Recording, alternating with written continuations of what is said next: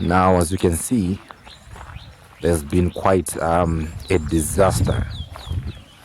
As you can see, if you look at here, this is a chicken run. This is where where they were keeping well, it was a storage where they were keeping feed and everything, just tools and of course the equipment that they were using. As you can see, this is the first part of it. So it has been brought down completely. As you can see here, that the whole wall is actually down, and of course the roof is completely out. So I should say there's no more a chicken run. It is a sad moment.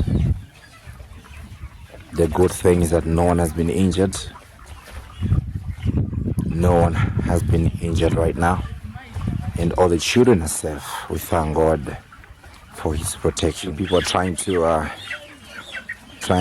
just quickly take the live chickens which are still alive, trying to take them to a place where it's safe.